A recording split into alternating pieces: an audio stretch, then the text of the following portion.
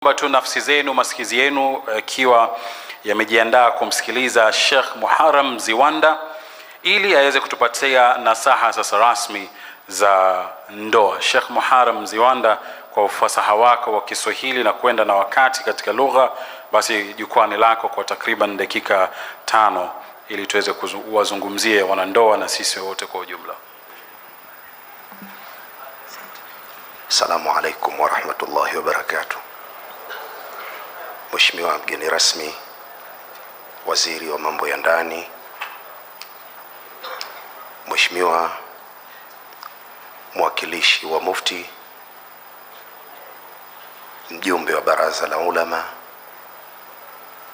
na naib chief qadhi, rais wa taasisi ya Al-Hikma, lakini mkwe wangu Sheikh Walid, Sheikh wa mkoa huu wa Dar es Salaam na mudir wa Mahadi Tadhamun,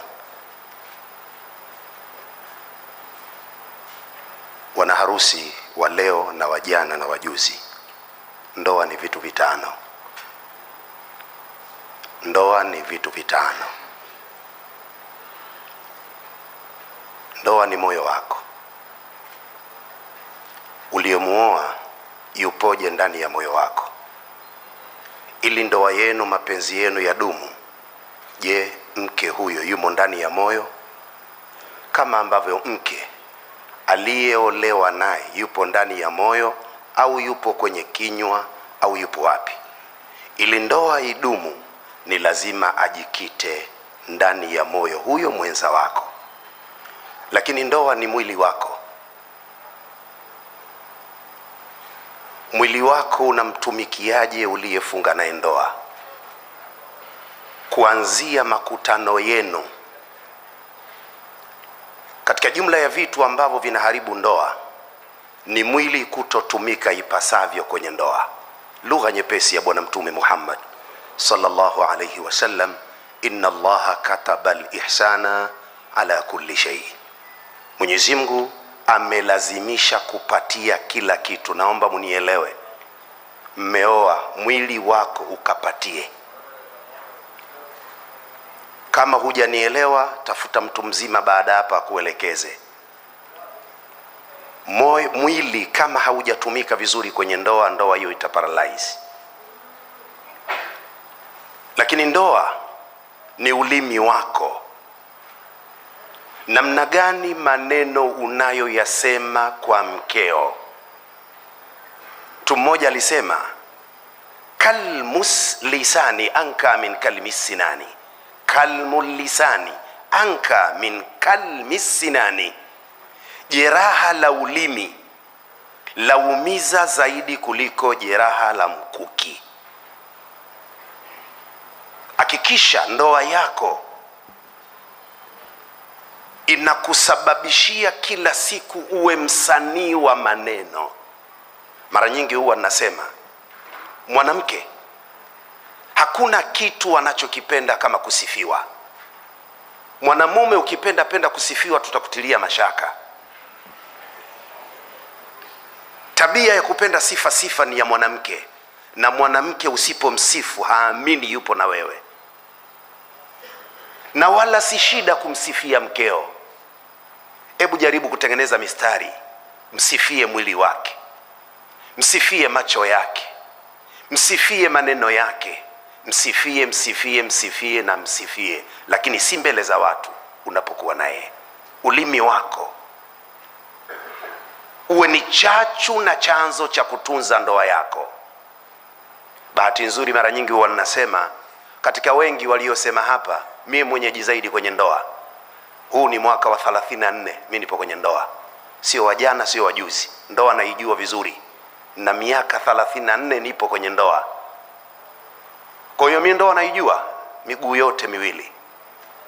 Hakuna kitu bora kama ulimi wako. Lakini pia ndoa ni akili yako.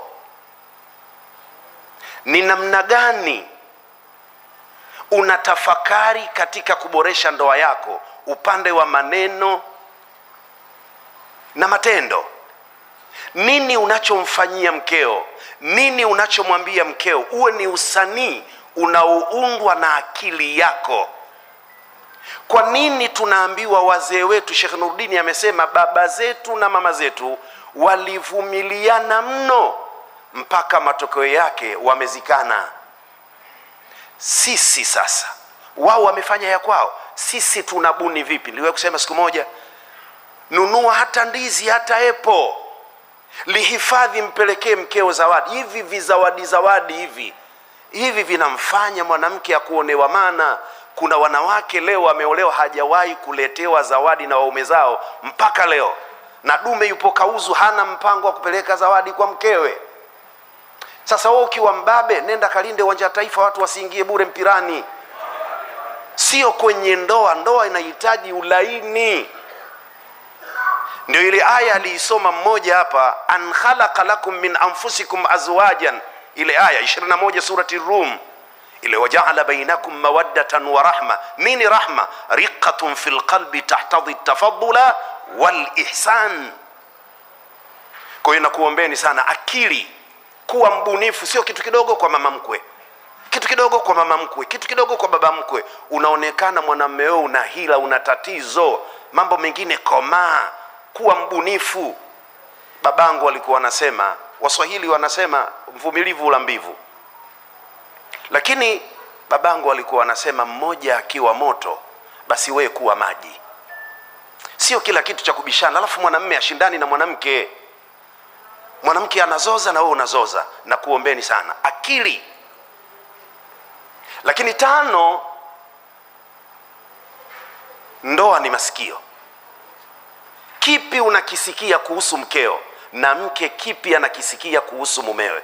Masikio haya mawili ukiyafungua vibaya bila ya kuyachanganya na kilichomo moyoni na akilini, kila unachokisikia unakifanyia kazi. Maisha yamekushinda, na hasa Dar es Salaam. Rudi kwenu.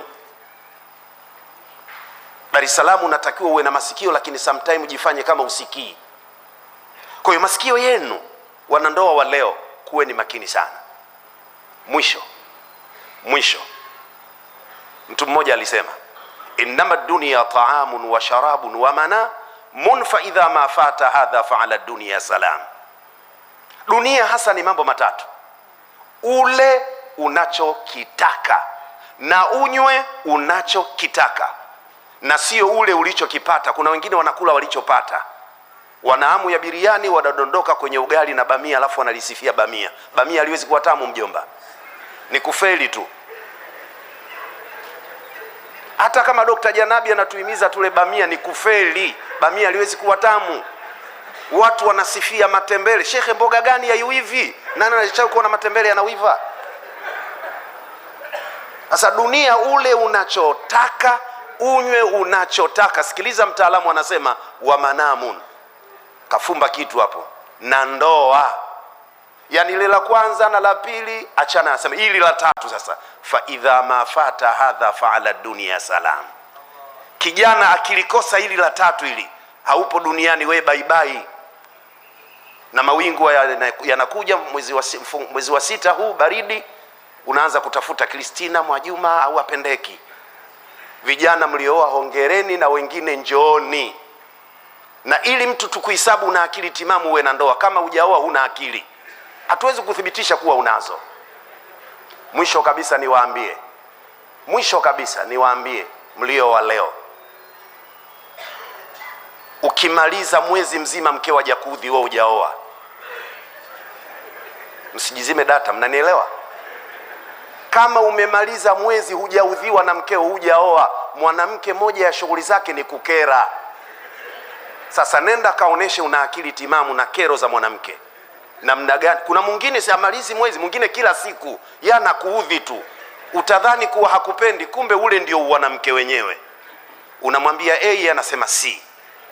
Kwa hiyo nakuombeni vijana, msiichukie ndoa kwa kero za wanawake, bali kero za wanawake ndio zitakuja kuonesha upeo wa akili zenu. Mwenyezi Mungu akupeni subra na uvumilifu na ubunifu kwenye ndoa zenu. Hadha wa billahi tawfiq, wassalamu alaikum wa rahmatullahi wa barakatuh. Allahu akbar. Asante sana Sheikh Mziwanda. Maneno yamefika mahali pake, na kulingana na wakati sasa inabidi tuipeleke mbio kidogo ratiba. Zero kasorobo, tafadhali jukwaa ni lako, lakini wakati uko peke yako ama utakuwa na Abdalla Ngereza? Mtakuwa wawili haya, na mimi ndio watatu. Kwa wakati mnapopewa zile zawadi, na mimi munihesabu.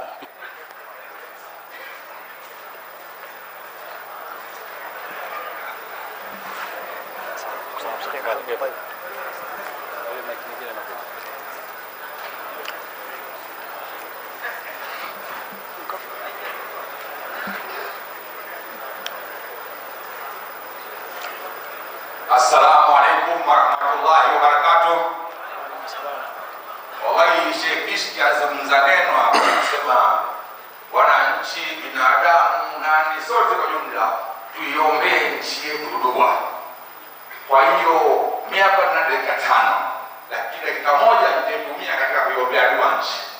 Baada ya kumaliza salamu za dua sisi najua salamu za dua. Hebu tuitikie, kila mtu anakuwa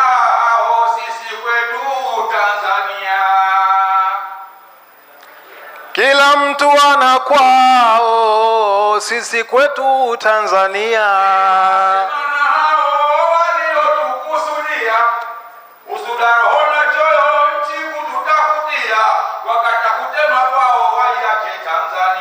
Kila mtu ana kwao, sisi kwetu Tanzania.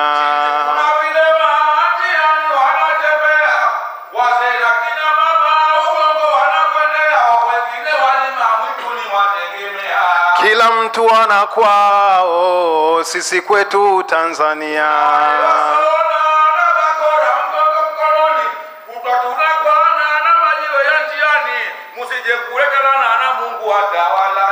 Kila mtu ana kwao, sisi kwetu Tanzania.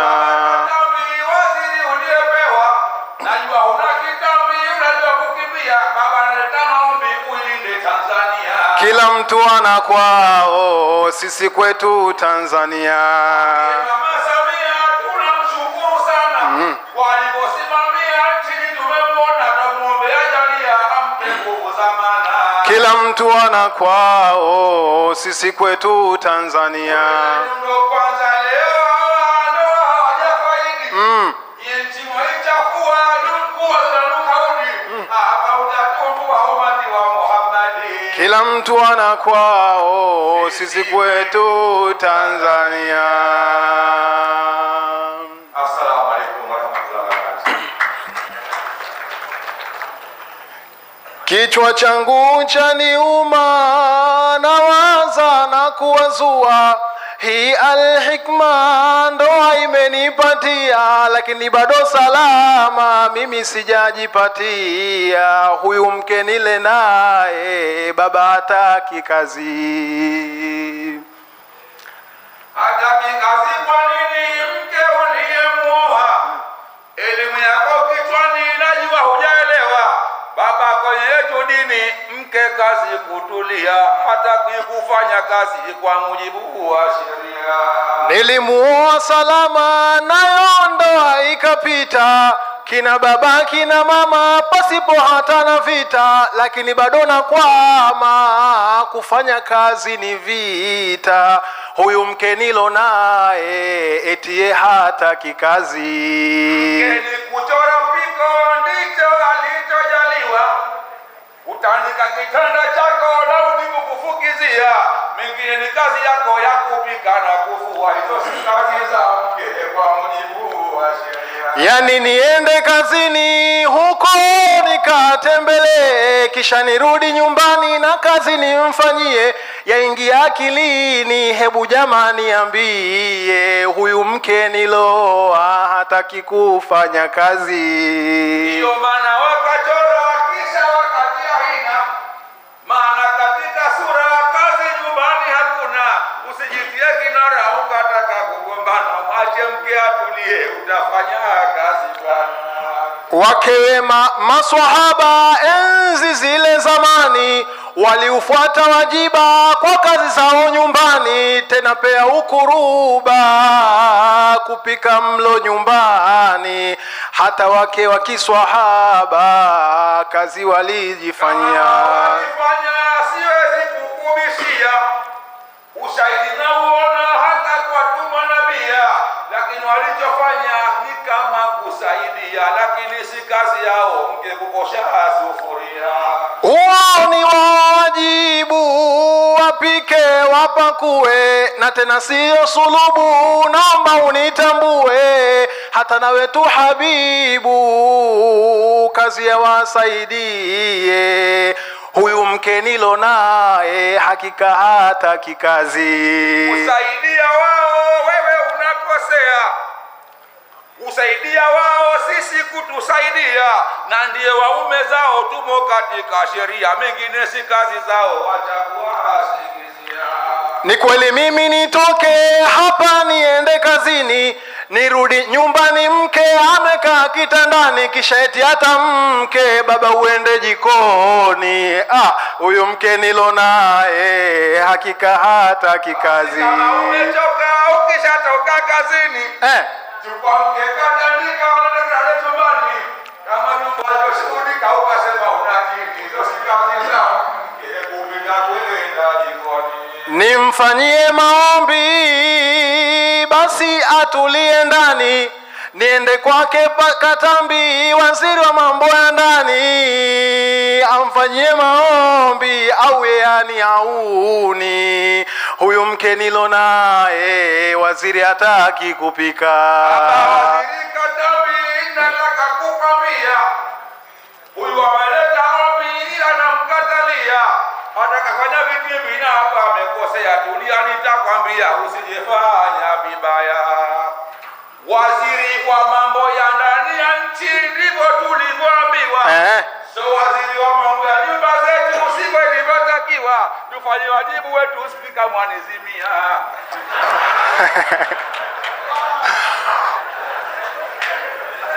Basi jambo li salama, naomba liwe rahisi, naenda kwake waziri Gwajima, yeye ilo na muhisi, yeye hata ni auni mama waziri yake nafasi, naenda kwa Magwajima mke nikamseme.